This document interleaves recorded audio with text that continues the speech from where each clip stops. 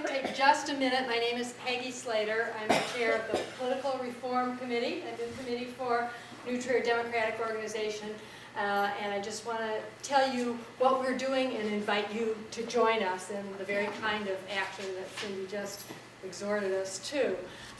This committee got together in January and decided we had kind of three tasks: define our position, reach out to our community, and speak out to the gatekeepers in Springfield who are fellow Democrats and will control what happens here in our state and this critical issue for all of our candidates and all of us as citizens.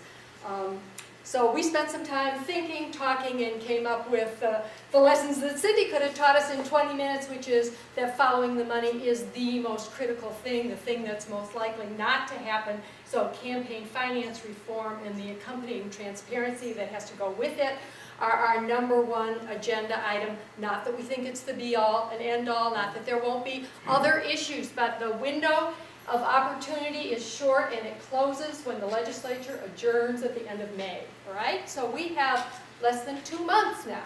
They're going back into session soon. So we're coming to the point where we're inviting you in today, invite the community to join with us as we prepare to speak out to the heads of the Joint Legislative Committee who will really be the decision makers here. And one way that we've decided to do it is through a petition. And I think all of you saw the petition as you came in. We hope you've signed it. It's fairly generally worded. We can't anticipate what legislation is going to make it through committee and really be up for a vote, but we want to let them know that we are waiting and we are watching to see that they are acting on our behalf.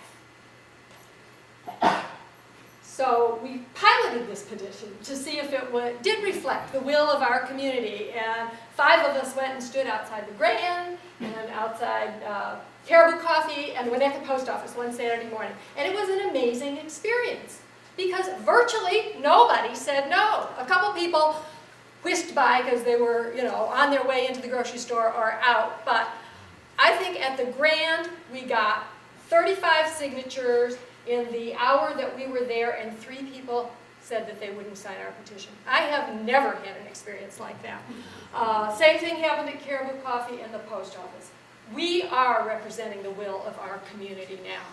I have taken this petition with me to my Spanish class, to my book group, to political gatherings, to 10th Dem organizations, and I get full pages every time. People don't say no. People are looking and waiting for this, but they don't know how to lift their voice. We don't have a vote on this, but we do have a voice on this. And if we don't use our voices, we don't get heard. And if we don't get heard, we'll be short of the mark again. Just like the Honorable Abner Mikva has told us, we have been short of the mark so many times before, and we might be short of memory too, and then we haven't learned from history at all. So this is our chance. This is our opportunity. I'm asking you, please take it. This is the easiest petition to circulate you will ever be offered, and that's what I'm asking you to do, is circulate it. We need to get them back by the end of the month. We are going to be asking our representative, our very fine representative who's a sponsor of some of this legislation, to make an appointment with us, help us get on the calendar of Speaker Madigan to tell him how you have responded to this. Okay, but we need the numbers, and we need to get in there early before all the decisions are made. May 28th is not going to do it for us. Like the Reform Commission found out, they had to get up and speak up early. And they have like 25 great recommendations, but we're focusing on campaign finance reform, okay? So I'm asking you, we have a bunch of petitions, they're in the back, they're in envelopes like this, they have the New Trier Dems address. I'm asking you to think about where you're going to be going between now and the end of April, and where you could take this. And just pick up one of these envelopes. And when you've been your places, either stick it in the mail, it's already addressed, or slide it under the door at New Trier Dems, or go inside and say hello to Joan Berman, who'd be happy to see you, and to take your petition. Okay, and I'm there every Monday night, and I'll talk a second about that. Every Monday night from 7 to 8, I'd be happy to take it from you, give you another one, find out how it went. So that's the petition. We have also ongoing discussion groups, because this is not an easy issue. this is something that there's a lot to think about. So I'm just going to tell you about our next 3 Mondays and then sit down. But a week from tomorrow, we start, and some of our favorite candidates from the past, and we hope from the future, Dan Seals is going to be leading a discussion on campaign contribution limits. Daniel Biss will moderate that discussion. The following week, Larry Sufferton is going to lead us in a discussion on transparency. Larry's here with us today. So is Daniel Biss. And Mary Lou Agard is going to talk about the role of the State Board of Elections, a very important, maybe seems a little boring, but really critical piece, right?